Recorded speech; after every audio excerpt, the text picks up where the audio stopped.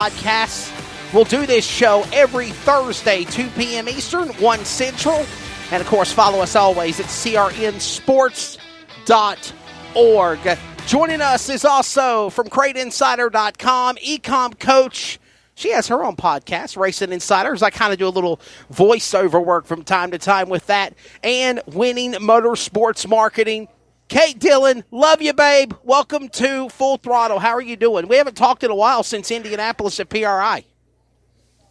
I know. I've missed you, Wesley. It seems like time just flies by. Where's Wesley? And we are all quarantined at home right now. Well, I'm making do with what I have. We are.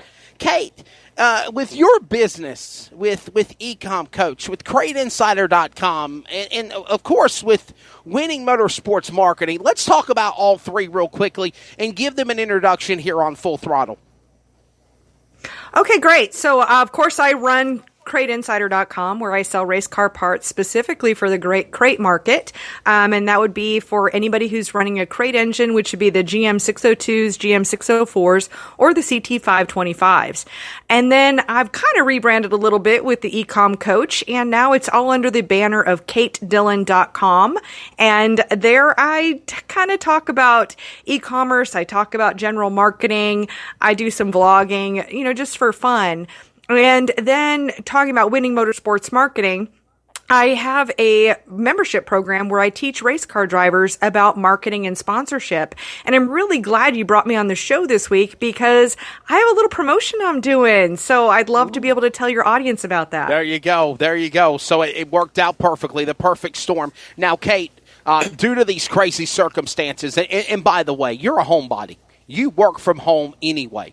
So when this pandemic hit with the coronavirus, it stopped a lot of people's lives. You know me. I work in sports. We travel all over the country announcing motorsports to football, basketball, baseball, you name it, on CRN and other network affiliates. With what you do with Crate Insider and Ecom Coach and KateDillon.com, Winning Motorsports Marketing, have you been affected by this? Or do you just carry on with playing ball like you've done before this pandemic happened with your business? In some ways, it's the same. In some ways, it's a little bit different. And now my phone isn't ringing as much because of the fact that a lot of people are home. A lot of people are scared and they're not really sure what's next. And also, given the time of year, a lot of people already have their race cars ready. So it will affect Crate Insider in the fact that guys aren't racing. If they don't race, they don't need to change their oil. They don't need new air filters. So we've seen just a little bit of a slowdown just this week. Honestly, we were still kind of tracking right for last week. But here's where I saw an opportunity is the fact that I think that what I'm worried about is racetracks, because when we do get back, maybe they've already had some lease payments that they've missed. And I'm really concerned about that. So what I want to do is I want to help in the way that I can help. And the way that I can do that is to teach people about marketing. There's a lot of racers out there that are like, I don't understand this internet stuff, or I don't know how to do this Facebook stuff. So this is an opportunity. If my phone's ringing less, it means that I can get out there and serve more and teach more. And that's where I've been focusing my efforts this week. So what are some things you try to teach these guys? You mentioned that they're not really good with the Facebook stuff, the internet stuff. So how do you teach them, so to speak? Oh, sure. So I've started a series this week. I'm going live every day on my Winning Motorsports Marketing Facebook page, and I'm starting from scratch. So yesterday, I did a little tutorial just showing how to create a Facebook page. Just very simple, 12, 15 minutes, something like that, just how to create a Facebook page. Today, I did a tutorial live or I guess people are going to hear this tomorrow, but today's Wednesday, and I did a tutorial talking about Canva and how to use this software to create a cover photo for their Facebook page. And tomorrow I'll do another tutorial. So this is all some really, really basic stuff. So tomorrow I'm going to talk about creating a description for your Facebook page. And all of this is on my Facebook page, which is Winning Motorsports Marketing. And I'm also reposting those videos over to YouTube. So I'm covering some basics. This is total free training this week. And I'm gearing up for next week. I'm doing, it's called a Facebook challenge. And there I'm giving a topic. I'll put in a customizable caption that they can customize for themselves. And that way we can all support one another. So in my Facebook group, I'll say, hey, go ahead and post your link here. Let's like each other's posts. Let's comment on each other's posts, even share each other's posts. And that way we can all gain some more fans from it. And it just gets the ball rolling. It just gets it started. And that's how I'm serving this audience right now.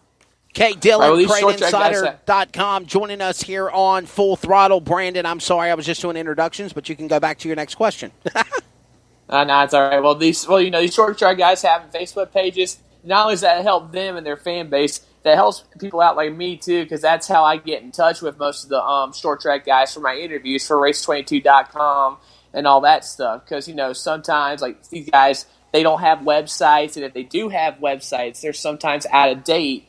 So it's really hard to get in touch with some of these guys. And I think what you're doing is really going to be such a great service to help these drivers extend their reach, so to speak. And that's exactly what I'm trying to do. Of course, I encourage them to have websites and all of that, but we got to start somewhere. And Facebook is the lowest common denominator. It's the easiest thing to get started. It's totally free. And for anybody who is sitting around with some time on their hands, or they've thought about doing this someday, well, guess what? Someday is here. I've been kind of preparing for a zombie apocalypse for a while, but I didn't expect a global pandemic, but here we are. Right. Wait a second. Wait a minute, Kate. Are zombies? Really? You think we're going to have a zombie attack?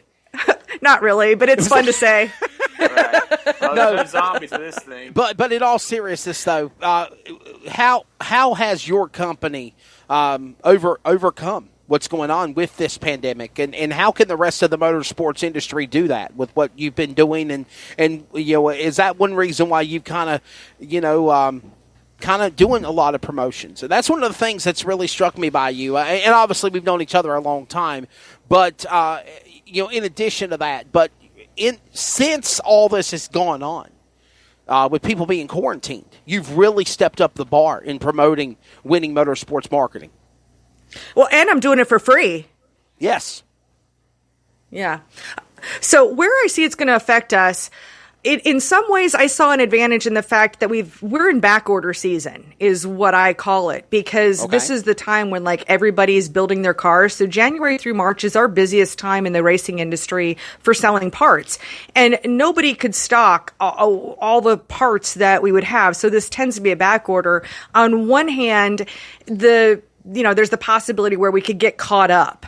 For the people who have run behind and putting their cars together, this could give them a little bit of time to get caught up. But I have to say, today I do a live show every week, and I just didn't feel right about even promoting products this week. I didn't. So I did my Top 5 Tuesday show on Kate Insider. I talked about the top 5 things I'm grateful for. Awesome.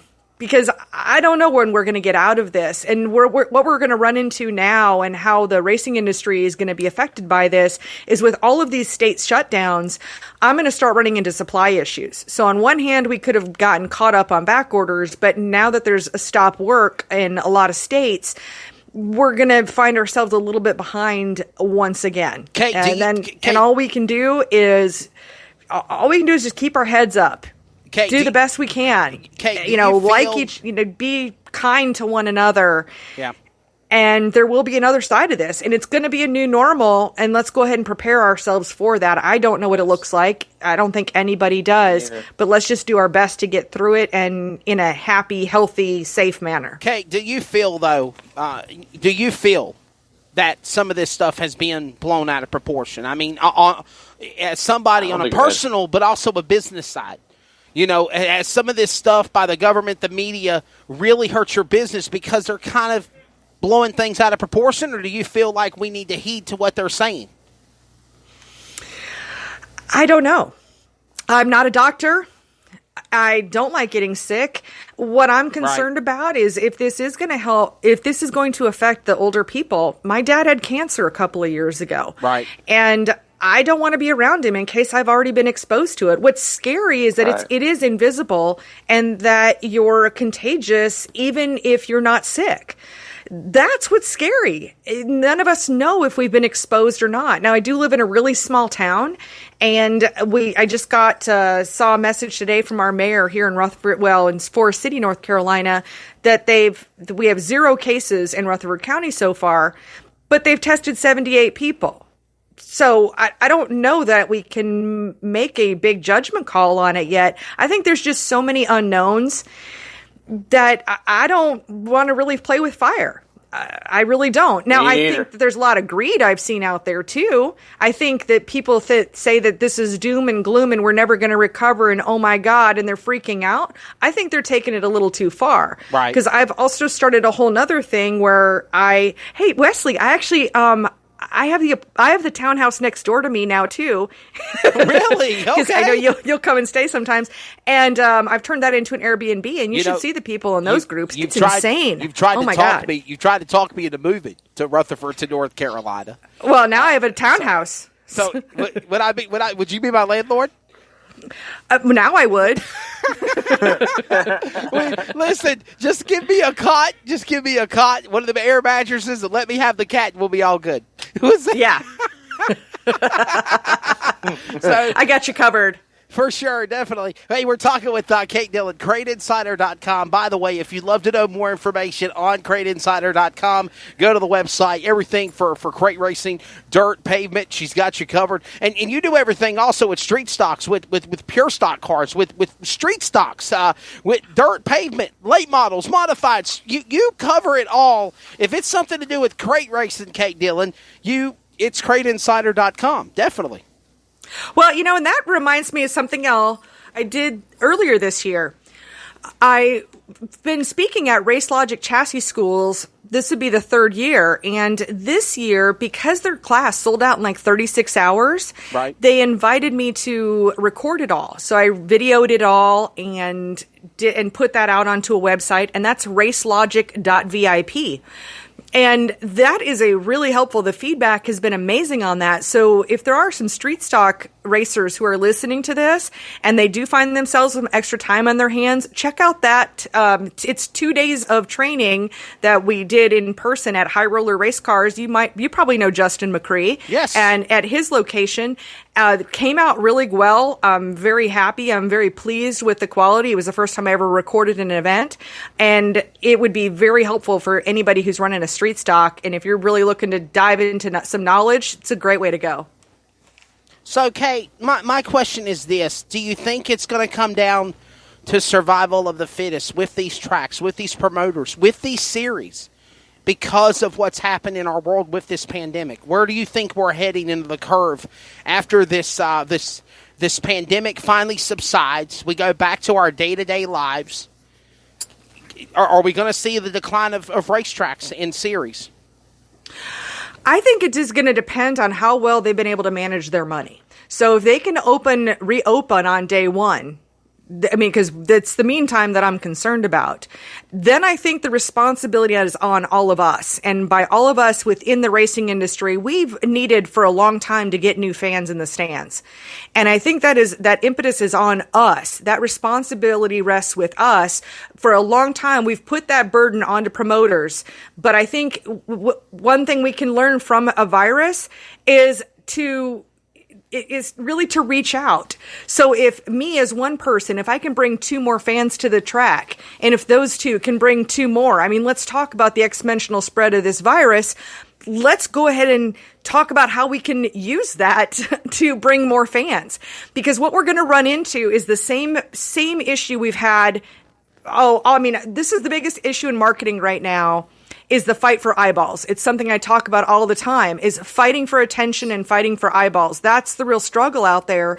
And we need to bring people to the racetracks. I think once this whole pandemic is over, I don't think anybody's going to want to stay home anymore. I mean, we're going to have this pent up demand. They're going to want to go. They're going to want to do things. It is on us to have them make the decision to come out to the racetrack. And then we need to make sure that it is a fun, exciting show. Put in all of the things that we've been talking about forever, where shows don't last forever. Absolutely. All of those things. But it's on us. It's on each one of us individually in the racing industry to promote racing and encourage new fans to come to the track. All the things. And then I don't Absolutely think we're going to have a problem in this industry